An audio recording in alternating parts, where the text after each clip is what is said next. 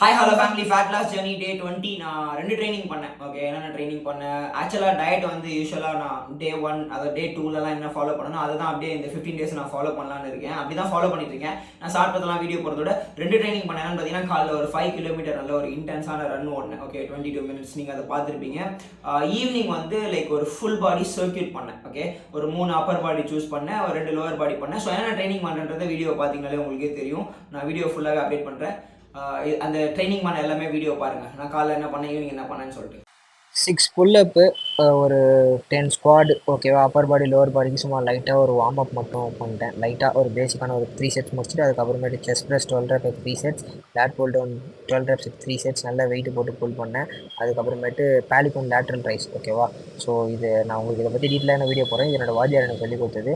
அதுக்கப்புறமேட்டு goblet squad 12 rep 3 sets பண்ணிட்டு நல்லா 20 கேஜில். அப்புறம் ரிவர்ஸ் லஞ்சஸ் ஈச் லெக்கில் 10 ரெப் 3 செட்ஸ் பண்ணி முடிச்சுட்டு அதுக்கப்புறமேட்டு கோர் பண்ணேன். ஓகேவா? Straight leg situps, half situps ஒன்று ஒரு 10x 5 செட்ஸ் பண்ணேன். அதுக்கப்புறமேட்டு ஹேங்கிங் நீ ரைஸ் பண்ணேன். அவ்வளோதான். அதுக்கப்புறமேட்டு வேறு ஒன்றும் இல்லை, ஒரு ஃபோட்டோ பண்ணி ட்ரைனிங் தான் நான் காலையில் பண்ணினேன். காலையில் பண்ணிட்டு நடுவில் கொஞ்சம் பிரேக் எடுத்துட்டு அதுக்கப்புறமேட்டு ஆஃப்டர்நூன் தான் வந்து நான் இந்த அப்பர் பாடி அதாவது அப்பர் பாடி லோவர் பாடி மிக்ஸ் பண்ணி ஒரு ஃபுல் பாடி சர்க்கியூட் மாதிரி பண்ணேன். ஸோ இப்படி தான் போயிட்டுருக்கேன்.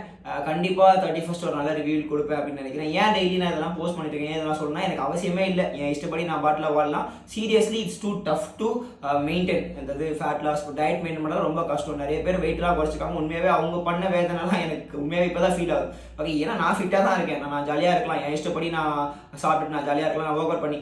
இந்த ரெண்டுத்துலேயுமே அன்பேலன்ஸாக இருக்கிறவங்க ஃப்யூச்சரில் ஒபிஸ் ஆகிறதுக்கு வாய்ப்பு இருக்குது, அதிகமாக இருக்குது. ஒபிசிட்டி அதிகமாக வரதுக்கு வாய்ப்பு இருக்குது. கொலஸ்ட்ரால், பிபி, சுகர் இதெல்லாம் வரும். தேவையில்லாத நோய்கள் உடம்புல வர வச்சு அதுக்கு பணம் செலவு பண்ணுறதுக்கு இப்பயே ஜிம்முக்கு ஒரு வருஷம் 10,000 ரூபாய் கஷ்டப்பட்டு உங்கள் உடம்புக்காக உங்கள் ஹெல்த்துக்காக அளவாக சாப்பிடுங்க. அல்டிமேட்டாக ஒர்க் அவுட் பண்ணுங்க. இது நம்மளோட கான்செப்ட் எப்பவுமே.